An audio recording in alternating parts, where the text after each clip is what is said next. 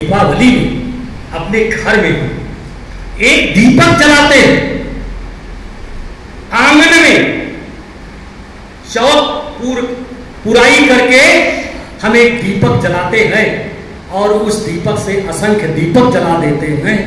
इसी धरती के गोपाल दास धीरज जी ने शायद ऐसे दृश्य को देख करके उन्होंने कल्पना कर ली, जहां न जाए रवि वहां जाए कवि। तब शायद लिखा उन्होंने, जलाओ दिए पर रहे ध्यान इतना, अंधेरा धरा पर कहीं रह न जाए। जलाओ दिए पर रहे ध्यान इतना, अंधेरा धरा पर कहीं रह।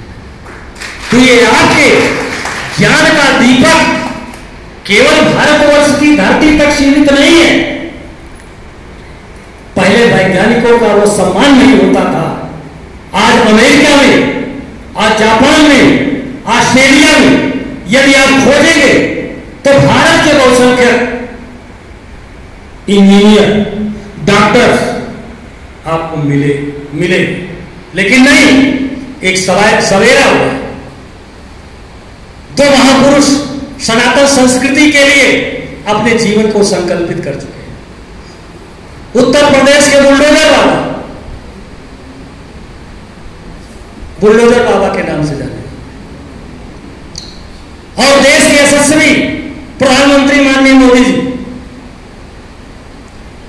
उस संस्कृति और सभ्यता को, जिस पर नालंदा, तक्षशिला, विदर्भ जैसे विश्वविद्यालय जला करके राख कर दिए गए, अंग्रेजों ने उतना नुकसान, लुटेरों ने उतना नुकसान हमारा लूट करके नहीं किया था जितना कि इन लोगों ने हमारे दस्तावेज को जला करके नष्ट किया था।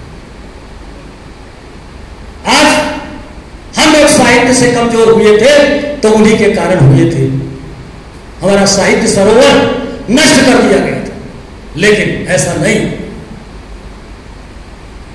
जिन ऋषियों मुनियों की तपस्या से यह देश चल रहा है और मानवता करा रही थी, एक सवेरा हुआ है। स्मृतियों की खुशबू लुटाती, इंद्रधनुषी स्वप्नों का गुलाल उड़ाती, ये भारत में बहुरंगी मेला अपने सनातन संस्कृति, अपनी मर्यादा और अपनी प्रतिष्ठा को जो खो गई थी, उसको पुनः स्थापित करने के लिए हमारे दो संतों से पुनः लौटने वाली है। इस प्रकार की किरण प्रस्फुटित है। हमारे गौरवशाली अध्याय जो बंद कर दिए गए थे, उनके कपाट खोल दिए गए हैं। और अब आप देख लीजिएगा, भारत आत्मनिर्भर तक नहीं, भारत विकसित राष्ट्र के रूप में विश्व गुरु होने की दिशा में बढ़ रहा है, निरंतर बढ़ेगा। और एक दिन ऐसा आएगा, फिर आप वही गीत गाएंगे, थी भारत की शान अलीशान किसी दिन, देवों में गिने जाते थे इंसान किसी दिन। अब थी हटा दीजिए, अब आप गाएंगे, है भारत की शान अलीशान किसी दिन, देवों में गिने जा रहे हैं इंसान आज के दिन। इंसान अब वो समय दूर नहीं। तो मित्रों, समर्पण, आपका समर्पण का जीवन है, आपका त्याग का जीवन है, आपका एक आदर्श का जीवन है, आपका मानवीय मूल्यों से और प्रोत जीवन है। इसको लेकर के यदि आप चलेंगे तो आप एक बहुत ही इस देश के नाविक अच्छे माने जाएंगे। लेकिन नाव में बैठे लोग रहते हैं, एक ही पापी होता है, पूरी नौका डूब जाती है। समाज का कलंक केवल एक व्यक्ति से लग जाता है। इसलिए ऐसे दृश्यों से दूर रहे। मैं बहुत ज्यादा समय ले लिया, अब समाप्ति की ओर। ये युवा प्रतिभाएं पलायन न करें, अपने पूर्वजों की जो बनाई हुई मर्यादा है उस पर चल करके एक नया संदेश दें, ताकि आपसे लोग प्रेरणा लें। तब हम समझेंगे कि बसंत की यह संध्या अतीत के रंग बिरंगे चित्रों को लेकर के पुनः हमारे उस इतिहास को आदान प्रदान के माध्यम से लेकर के स्थापित हो रही है और भारत आत्मनिर्भर की दिशा में आगे कैसे बढ़ रहा है, आप केवल 2 बिंदुओं से ले लीजिए, मैं अपनी बात को विराम देता हूं। कोरोना काल में आपने देखा होगा पूरा विश्व आर्थिक संकट से जूझ रहा था और ऐसी बीमारी से जूझ रहा था जिसमें एक ऐसे चांडाल देश में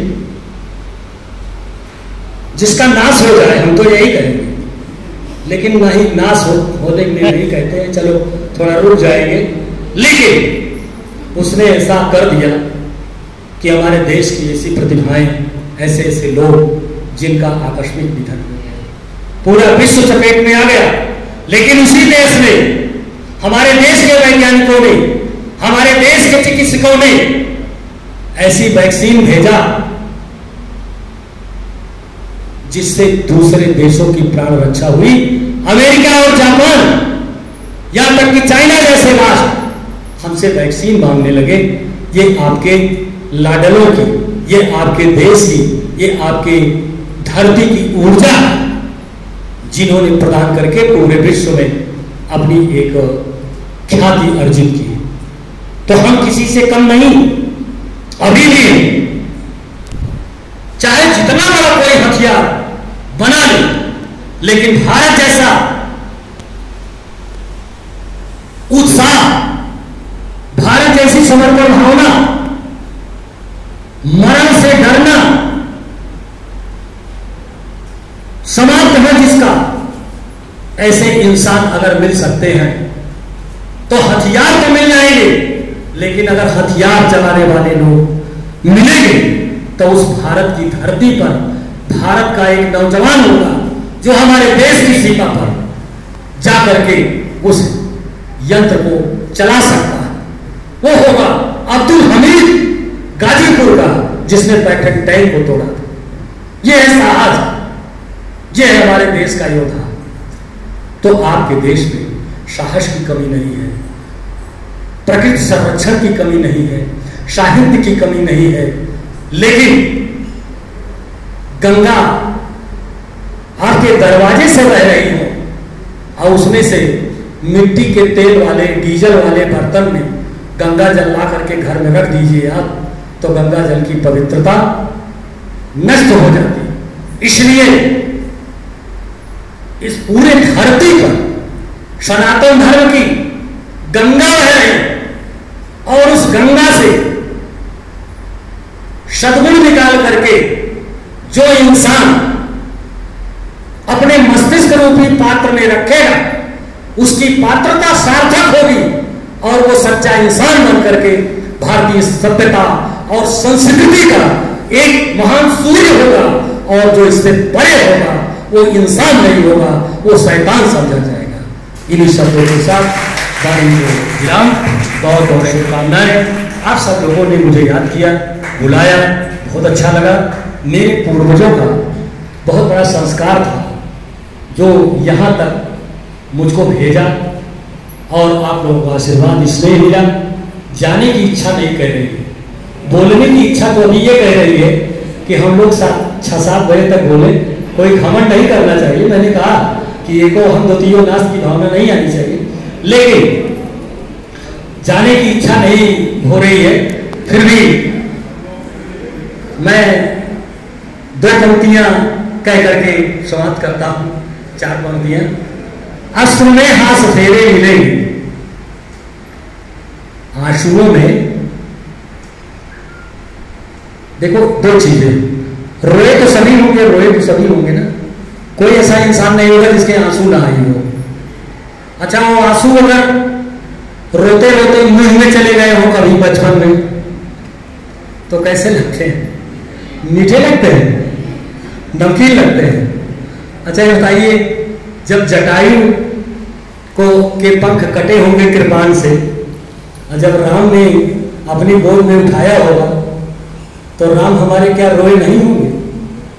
रोए, लेकिन उनके आंसू बाहर नहीं निकले, उनके आंसू आंखों में ही रह गए। ये है हमारे देश की संस्कृति। क्योंकि अगर आंसू बाहर आते तो कटे हुए घाव पर आते, और कटे हुए घाव पे आते तो चटाई की तड़प और बढ़ जाती, जले पर नमक छिड़कना हो जाता है, नहीं होता। इसलिए हमारे राम इतने आत्मसंयम है। इसलिए मैं कहता हूं कि राम ऐसे हमारे आदर्श नहीं, कृष्ण हमारे ऐसे आदर्श नहीं।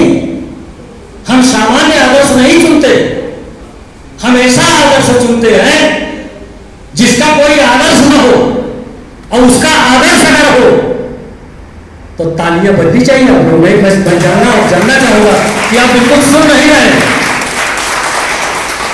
ऐसे आदर्श का, राम और कृष्ण के आदर्श का पूरे विश्व की धरती पर कोई आदर्श नहीं हो सकता। अगर कोई आदर्श हो सकता है तो आप जैसे आचार्य लोग ही उनके आदर्श हो सकते हैं, जिनके संरक्षण में उन्होंने शिक्षा का। वशिष्ठ हो सकते हैं, विश्वामित्र हो सकते हैं, और संदीपन गुरु हो सकते हैं, क्योंकि इन दोनों लोगों ने भगवान राम को धर्मक्षेत्र की उपाधि दी। धर्मक्षेत्र वशिष्ठ भी कहते हैं और विश्वामित्र भी कहते हैं। धर्मक्षेत्र कर्मायतन कसम कहूं सनाम, लोग दुखित दिन दुई दरस देख रहा विश्राम। चित्रकूट की भूमि, अधर्म सेतु पालक तुम ताता, प्रेम दिवस सेवक सुखदाता, जाय देख आवो नगर। ये कौन कहता है? विश्वामित्र कहते हैं। ये बताओ, दोनों कुल गुरुओं ने धर्मसेतु की उपाधि भगवान राम को क्यों दे दी? इसका मतलब वो जानते थे कि भगवान राम धर्मसेतु के उपाधि के लायक हैं, इसलिए उन्होंने पीएचडी की जो आशीर्वाद दिया, सूत्र दिया, वो धर्म सेतु दिया कि तुम धर्म के सेतु बन करके अन्याय के विरुद्ध लड़ोगे और न्याय दिलाओगे। इसलिए सत्यमेव जयते मुंडकोपनिषद का वह सूत्र सत्यमेव जयते लागू हो जाएगा। और शायद यही देख करके काशी के धरती का एक राजा जिसका नाम हरिश्चंद्र है, वो बिक जाता है। और कहां बिकता है? वो हरिश्चंद्र घाट पे बिकता है। अपनी पत्नी को भी नहीं पहचानता और टैक्स चुका ले लेता है मरघट घाट का। ये है सत्य भैया। कहां तक आपको बताएं? आप जानना चाह रही हैं। हम लोग तो अभिव्यंजना, लक्षणा सब कुछ भाव समझ लेते हैं। जो माताएं, जो पत्नी अपने पति के मनोवैज्ञानिकता के भाव को न समझे, समझ लीजिए कि कुछ गड़बड़ है। और जो पति अपनी पत्नी के मनोभाव को न समझे, वह कुछ गड़बड़ है। देखा, पिए हुए के सिए जाना नहीं हारी, मन मुमरी मन मुदे तो उतारी। राम ने मांगा नहीं, जानकी जी ने जान लिया। तो पत्नी जान ले कि पति आया है, उसको एक लोटा पानी दे दे, और गुड़ तो नहीं देगी, हमें तू बिस्कुट ही दे दे। बिस्कुट का मतलब जिसमें बिस्कुट कूट करके भरा हो, उसका नाम बिस्कुट है। तो आप समझिए मनोभाव समझिए।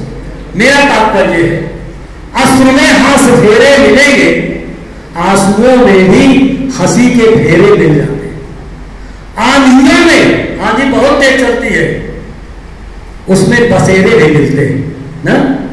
अश्रु में हंस फेरे मिलेंगे, आंधियों में बसेरे मिलेंगे। किसके रोके रुका है सवेरा, किसके रोके रुका है सवेरा। 4 दिन का है मेहमा अंधेरा, डूबता सूरज यह कह गया है, हम सवेरे सवेरे मिलेंगे, हम सवेरे सवेरे।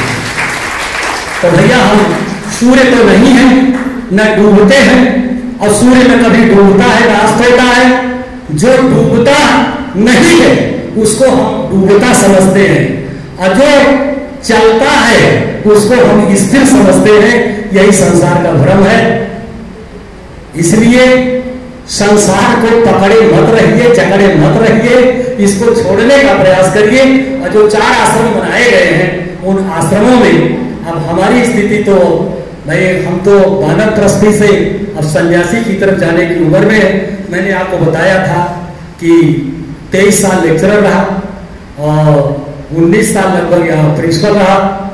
इसके बाद कर्म की प्रधानता को मैंने अपने जीवन में रखा। हमारे लड़के बच्चे कहते थे, हमारी पत्नी कहती थी कि एमडी शुक्ला कॉलेज से तुम्हारा बियाह हो गया है कहा। तो हम कहा भैया अब ये आप कह लो, लेकिन हम दूध पिलाते हैं बच्चों को तो उसी से जो भी काम करते हैं हमारा वेतन मिलता है। तो हम जितना पैसा लेते हैं पाते हैं सरकार की तरफ से, उसका अगर हम 50% भी काम करते हैं तो जान लीजिए हम अपने को बहुत धन्य मानेंगे। तो मैंने समर्पण की भावना से काम किया। 25 लाख रुपए का अनुदान ला करके विद्यालय को खूब सजाया, संवारा और बच्चों के आशीर्वाद से हमारे बच्चे मैक्सिमम नखास के मिलते थे। वास्तव में जिनके पास पैसा नहीं होता था, जो माताएं रोटी हुई आती थी, मैं अपनी तनख्वाह से पैसा लगा करके उनको पढ़ाने का कार्य करता था, उनसे फीस नहीं लेता था। और ये जान लो गमों की आग से, भाई देखिए आप गमों की आंसू से आप दूसरे की गमों की आंसू पोंछिए तो आप खुद एक ऐसे इंसान बन जाएंगे जिससे ईश्वर आपके जीवन के सारे कांटों को दूर कर देगा। तो मेरा मानना रहा। फिर मुझे पुरस्कार मिला और 2-3 गवर्नर से सम्मान मिला। 2.5 साल मेरी सेवा बढ़ी, पेंशन भी अच्छी खासी मिल रही है। अपने जीवन का गुजारा करने भर के लिए भगवान ने इतना धन दे दिया कि साईं इतना दीजिए जामे कुटुंब समाए, मैं भी भूखा न रहूं, आप जैसे लोग भूखे न रहें।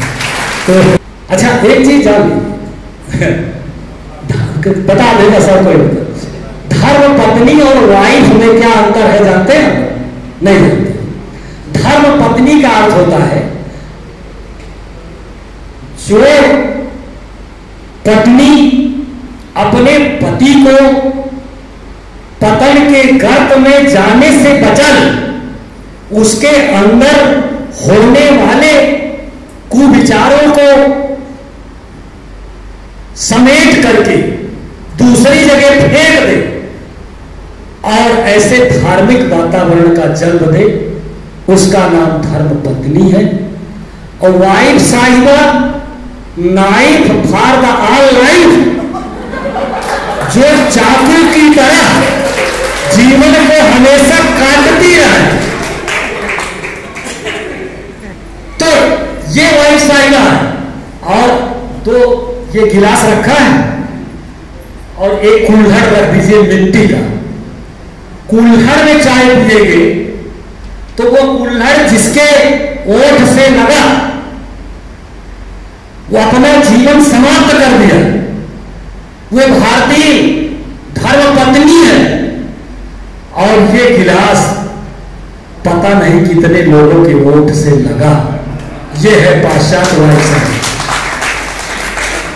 तो पाश्चात्य वाइफ साहिबा का कोई जवाब नहीं, लेकिन भारतीय संस्कृति में तो धर्म पत्नी का, सीता जी का, सावित्री जी का, तमाम जी है, राधा जी का, कितना उदाहरण बताएं। हम तो थकेंगे नहीं, लेकिन आप सुनते सुनते थक जाएंगे। अपनी माँ के लिए जयकारा लगा दीजिए भाई, जिसकी गोद में पले पोषे हैं और उसके तत्व में आप पले हैं, आपने इतनी ऊर्जा प्राप्त की है। आइए हम लोग उसका नमन कर लें। भारत माता की।